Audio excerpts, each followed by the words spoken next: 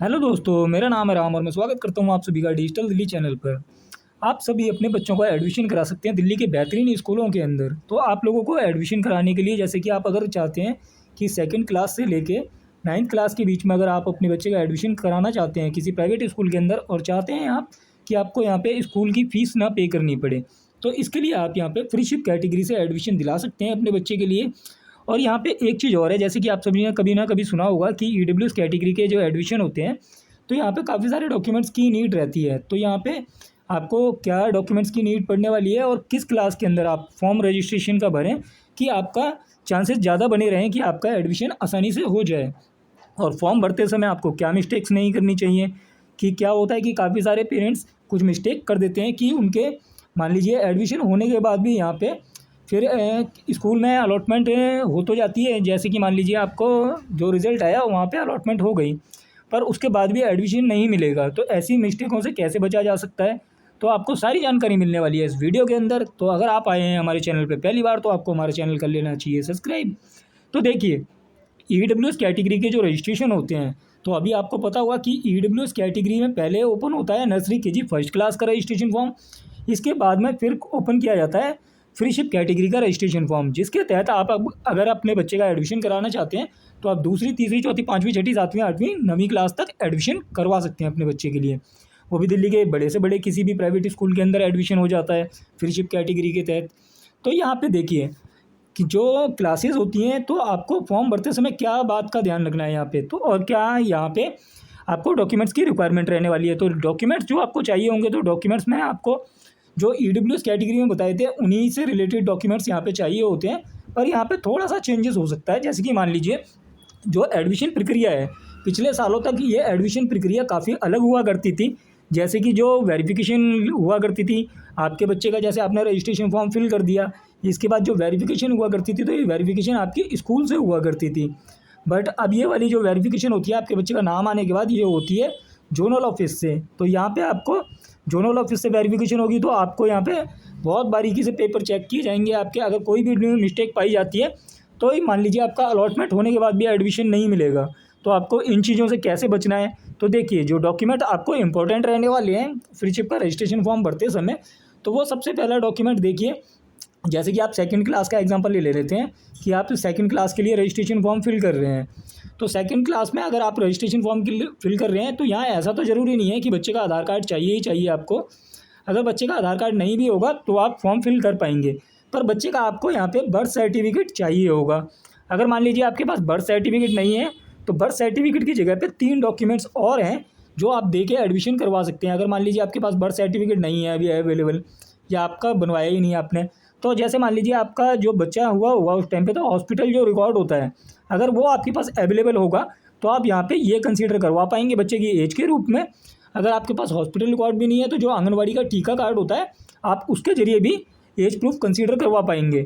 और अगर आप पे ये तीनों पेपर नहीं है, बर्थ सर्टिफिकेट, हॉस्पिटल रिकॉर्ड और आंगनवाड़ी का रिकॉर्ड, तो आप यहाँ पे जो पेरेंट्स रहेंगे अंडरटेकिंग दे सकते हैं एज के लिए कि हमारे बच्चे की करेक्ट एज ये है। अंडरटेकिंग आप किसी भी लॉयर के जरिए बनवा सकते हैं। तो ये बहुत सिंपल सी रहती है कि आप अंडरटेकिंग भी दे सकते हैं। ये तो हो गया बच्चे की एज क्राइटेरिया, मतलब आपका जो एज के लिए डॉक्यूमेंट कंसीडर किया जाएगा। अब ये चीज़ आपको समझ में आ गई होगी कि यहाँ पे ये चीज़ें आपको बहुत ध्यान से देनी है। अगर मान लीजिए आपके बर्थ सर्टिफिकेट में कोई भी मिस्टेक है, जैसे कि मदर फादर के नेम में मिसमैच है या बच्चे का डेट ऑफ बर्थ अलग है, आधार कार्ड में अलग है, तो आप ये चीज़ें पहले करेक्ट कर लें, इसके बाद ही आपको रजिस्ट्रेशन फॉर्म फिल करना चाहिए। तो ये चीज़ हो गई आपका जो बच्चे का एज के रूप में कंसीडर होने वाले हैं डॉक्यूमेंट। अब बात आएगी आपकी कि यहाँ पे आपको रेसिडेंस डॉक्यूमेंट्स क्या चाहिए होंगे। तो रेसिडेंस डॉक्यूमेंट में देखिए, मदर फादर का या बच्चे का आधार कार्ड आप दे सकते हैं, ये चीज़ क्लियर हो जाएगी आपकी। और अगर आपके पास आधार कार्ड अवेलेबल नहीं है या गलत एड्रेस का है, जैसे मान लीजिए आप किसी और एड्रेस पे रहते थे, आप और किसी एड्रेस पे रह रहे हैं, तो अगर आपका यहाँ पे जो नया एड्रेस है, यहाँ का आपका वोटर आईडी कार्ड दे सकते हैं आप, या डोमिसाइल सर्टिफिकेट दे सकते हैं, राशन कार्ड दे सकते हैं, पासपोर्ट दे सकते हैं। इस एड्रेस का कोई ना कोई आपको एक डॉक्यूमेंट देना होगा। रेंट एग्रीमेंट आपका यहाँ पे वैलिड प्रूफ नहीं माना जाएगा, तो आपको इस चीज़ का ध्यान रखना है कि आप रेंट एग्रीमेंट के बारे में ना सोचें। तो जो डॉक्यूमेंट्स मांगे जाते हैं डीओई की तरफ से, आपको वही डॉक्यूमेंट्स बना के रेडी रखने हैं। और आपका देखिए जो सबसे इंपॉर्टेंट डॉक्यूमेंट, जो कि आपको जिसके बिना आप फॉर्म नहीं भर पाएंगे, तो फ्रीशिप कैटेगरी में देखिए क्या है कि जैसे कि आपको पता होगा ईडब्ल्यूएस कैटेगरी होती है एक होती है CWSN कैटेगरी, एक होती है DG कैटेगरी। तो यहाँ पे आपको ये 3 कैटेगरी होती हैं। तो तीनों कैटेगरी में अलग अलग डॉक्यूमेंट्स की नीड होती है।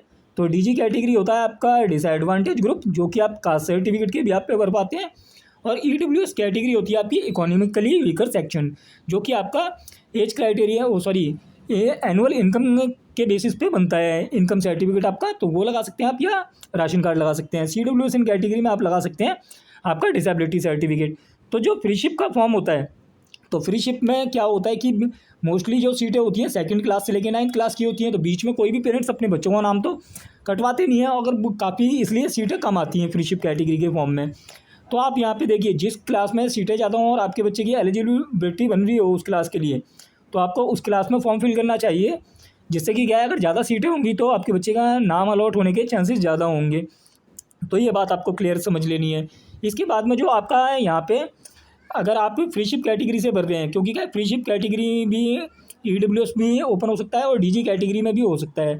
पर क्या होता है, डीजी कैटेगरी की सीटें बहुत कम चांस होते हैं कि खाली हों, तो यहाँ पे आपको ईडब्ल्यूएस कैटेगरी से ही फॉर्म फिल करना होगा। तो आप ईडब्ल्यूएस कैटेगरी के लिए अपना इनकम सर्टिफिकेट बनवा सकते हैं, या फिर आप अपना यहाँ पे राशन कार्ड दे सकते हैं। राशन कार्ड के 3 टाइप होते हैं, आपका AAY राशन कार्ड होता है एक, और एक होता है आपका PR राशन कार्ड, और एक होता है आपका BPL राशन कार्ड। तो आप ये तीनों राशन कार्ड में से कोई एक राशन कार्ड के जरिए ईडब्ल्यूएस कैटेगरी से रजिस्ट्रेशन कर पाएंगे, या फिर आप इनकम सर्टिफिकेट के ब्याज पे रजिस्ट्रेशन कर पाएंगे। आपको एक बात का बहुत विशेष ध्यान रखना है कि आप जो एक्नॉलेजमेंट स्लिप होती है, जैसे मान लीजिए आपने इनकम सर्टिफिकेट के लिए अप्लाई किया और आप इस पर्ची से फॉर्म फिल करें, तो आप इस चीज़ को सुनिश्चित कर लें पहले कि आपका ये सर्टिफिकेट बन ही जाएगा, तभी आप ये स्लिप लगा के फॉर्म फिल करें। क्योंकि इस साल प्रक्रिया चेंज की गई और जोनल ऑफिस से वेरिफिकेशन होने के बाद अगर लोगों का जब सर्टिफिकेट मैच नहीं करा, तो यहाँ पे काफ़ी दिक्कतें आई लोगों को। तो आपको इस बात का ध्यान रखना चाहिए कि आप अगर स्लिप से भर रहे हैं तो आप ये कंफर्म कर लें पहले SDM ऑफिस से कि ये सर्टिफिकेट आपका बन ही जाएगा। तो ये बात आपकी क्लियर हो जाती है। तो आपका डॉक्यूमेंट ये समझ में आ गए होंगे आपको कि ईडब्ल्यूएस कैटेगरी से आप क्या लगा सकते हैं।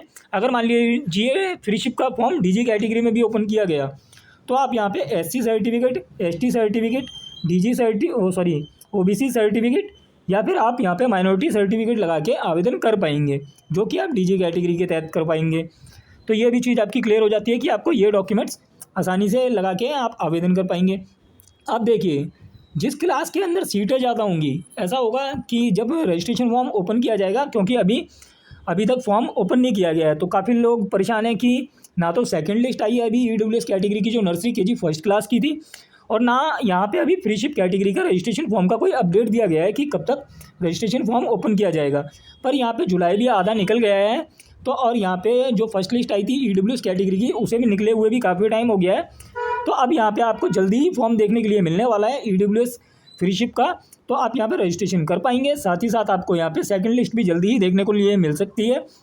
तो आप इस चीज़ से बेफिक्र रहें कि फॉर्म नहीं निकलेगा, फॉर्म ज़रूर निकलेगा और आप लोग यहाँ पे फॉर्म फिल कर पाएंगे। भले ही ऐसा हो सकता है कि थोड़ा डिले हो गया है फॉर्म, पर यहाँ पे हर साल की तरह फॉर्म निकाला जाएगा और आप यहाँ पे आवेदन कर पाएंगे। तो ये बहुत सिंपल सी प्रक्रिया है, इसके तहत आप आवेदन कर सकते हैं। डॉक्यूमेंट्स भी मैंने आपको बता दिए हैं। और जब आप क्लास का सिलेक्शन करेंगे, तो आपको उसके बाद में देखिए क्या है कि जब स्कूल सेलेक्ट करने होंगे, तो स्कूल का आपको जैसे 0 से 3 किलोमीटर का रेडियस वाला ऑप्शन दिखेगा। इसके अंदर आपको मान लीजिए 4 स्कूल आ रहे हैं, तो 4 स्कूल में जो आपका सबसे नज़दीकी स्कूल हो, आप सबसे पहले उसी स्कूल का चयन करें, ताकि आपके में अलॉटमेंट के चांसेस ज़्यादा बने। क्योंकि आपके नियर में जो स्कूल होगा वहाँ पे आपके चांसेस ज़्यादा होते हैं। तो आपको इस तरीके से स्कूलों का भी सिलेक्शन करना है, ताकि आपके बच्चे का आसानी से एडमिशन हो जाए अगर आपका अलॉटमेंट हो जाती है तो। और बाकी सारे डॉक्यूमेंट्स आपको ओरिजिनल रेडी रखने हैं। अगर कोई मिस्टेक है तो आप अभी से डॉक्यूमेंट रेडी करके रख सकते हैं, क्योंकि अब जल्दी ही आपको फॉर्म देखने के लिए मिल सकता है। फिलहाल के लिए जो ऑफिशियल वेबसाइट है edudel.nic.in, इसके पब्लिक सर्कुलर में भी कुछ नहीं दिया गया है, और ना यहाँ आपको 2nd लिस्ट से रिलेटेड कोई इन्फॉर्मेशन दी गई है। अगर हम चाहें, जैसे कि मान लीजिए गूगल पे न्यूज़ में अपडेट होता रहता है, तो अगर आप गूगल पे भी सर्च करते हैं कि ईडब्ल्यूएस फ्रीशिप का रजिस्ट्रेशन फॉर्म कब निकलेगा, अगर यही सर्च करते हैं तो इससे रिलेटेड भी अभी कोई इन्फॉर्मेशन नहीं दी गई है। अगर गूगल की नवभारत टाइम्स की हेडलाइंस ही आ रही है ऊपर देखिए, तो इसमें भी जो डेटा दे रखा है वो नर्सरी KG फर्स्ट क्लास के रिजल्ट वाला दे रखा है, जो कि 3 फरवरी वाला था। तो ये चीज़ दे रखी है। तो गूगल पे भी कोई खास इन्फॉर्मेशन अभी दी नहीं गई है ईडब्ल्यूएस फ्रीशिप कैटेगरी से रिलेटेड, ना ही यहाँ पे 2nd लिस्ट से रिलेटेड कोई इन्फॉर्मेशन दी गई है। अब यहाँ पे ऐसा तो किया जा सकता है कि जोनल ऑफिस या आपका जो मेन ऑफिस है जैसे कि आप ओल्ड सेक्रेटरीट से पता कर सकते हैं, या फिर आनंद विहार वाला जो डायरेक्टर ऑफ एजुकेशन का ऑफिस है वहाँ से आप पता कर सकते हैं। तो आपको शायद वहाँ से कुछ इन्फॉर्मेशन मिल जाए कि वैसे तो आपको ज़्यादा अच्छा ऑप्शन है कि आपको हेल्पलाइन नंबर दे ही रखा है नोटिफिकेशन के अंदर, हेल्पलाइन नंबर रहेगा, तो आप वहाँ से डायरेक्टर ऑफ एजुकेशन का हेल्पलाइन नंबर निकाल के डायरेक्ट कॉल करके कंफर्म कर सकते हैं कि कब तक की लिस्ट आने की संभावना है। पर ये मान लीजिए इस बार जुलाई मंथ के अंदर आपको लिस्ट ज़रूर देखने के लिए मिलने वाली है। तो अब जैसे ही आपको लिस्ट देखने के लिए मिलेगी उसके बाद आपको डॉक्यूमेंट वेरिफिकेशन का टाइम मिलेगा, तो आपको ये चीज़ क्लियर हो जाएगी कि सेकंड लिस्ट इसी मंथ में आ सकती है। और यहाँ पे फ्रीशिप का फॉर्म सेकंड लिस्ट से पहले रिओ ओपन किया जा सकता है, ये चांस बन रहे हैं। तो जैसा भी इसके बारे में कुछ और अपडेट आता है तो मैं आपको नेक्स्ट वीडियो में बताऊंगा। बाकी एक बार मैं सोच रहा हूँ कि RTI लगा दी जाए एक बार डायरेक्टर ऑफ एजुकेशन पे, और यहाँ पे एक बार पूछा जाए कि ये सेकंड लिस्ट कब तक आएगी। तो अगर आप लोग चाहते हैं कि RTI डालूँ मैं, तो आपको कमेंट बॉक्स में सिर्फ RTI लिखना है। अगर ज़्यादा कमेंट्स आए तो मैं RTI फाइल करूँगा, देन यहाँ से जब डायरेक्टर ऑफ एजुकेशन से कोई रिप्लाई आएगा तो मैं आपके साथ साझा करूँगा वो रिप्लाई। धन्यवाद।